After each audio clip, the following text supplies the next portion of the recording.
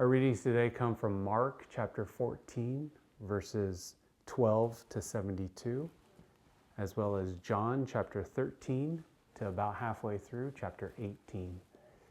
And I want to read out of Mark and John, particularly around Peter's denial, which I think many of us are familiar with. In Mark chapter 14, verse 26, it says, "And when they had sung a hymn, they went out to the Mount of Olives. And Jesus said to them, 'You will all fall away, for it is written, I will strike the shepherd, and the sheep will be scattered. But after I am raised up, I will go before you to Galilee.' Peter said to him, 'Even though they all fall away, I will not.' And Jesus said to him, 'Truly I tell you, this very night, before the rooster crows twice, you will deny me 3 times. But he said emphatically, 'If I must die with you, I will not deny you.' And they all said the same." Before we read the same account in John, I want to talk about how Peter emphatically says that if I must die with you, I will not deny you. And that, to me, is a statement that I think I, and maybe you, have really felt before. And the question is whether that's true or not. And I think it's instructive to read in John how this account is also written. Simon Peter said to him, "Lord, where are you going?" Jesus answered him, "Where I am going, you cannot follow me now, but you will follow afterward." Peter said to him, "Lord, why can I not follow you now? I will lay down my life for you." Jesus answered, "Will you lay down your life for me? Truly, truly, I say to you, the rooster will not crow till you have denied me 3 times. In both of these accounts, we see the eagerness in Peter to want to believe that he would never do such a thing as deny Jesus. And yet, we know that he does.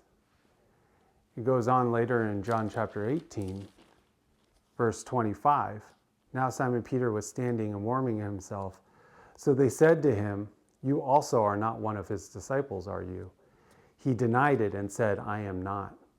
One of the servants of the high priest, a relative of the man whose ear Peter had cut off, asked, 'Did I not see you in the garden with him?' Peter again denied it, and at once a rooster crowed." So we see, despite even Peter's best intentions to be true to his word, he still denies Jesus. And this is one of the hardest passages to read because I know that it's very easy for me to see myself in Peter's shoes. As you consider how Jesus' death impacts your life in a real way today, and as you read through these passages of Jesus' suffering on your behalf, the question I want to pose to you is, will you deny him? Are you any different than Peter?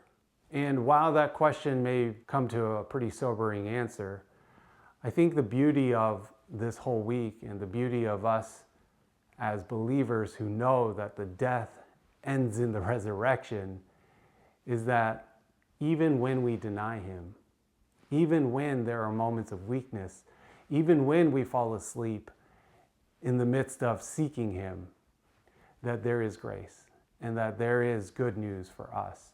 This is a challenge for all of us. How can we, despite us being deniers, despite us being sinners, despite us having let Jesus down, how can we continue to walk in the grace and the forgiveness and the joy that he extends us because of the cross? And so I want you to read through this with that in mind. You are like Peter. I am like Peter. We all are like Peter.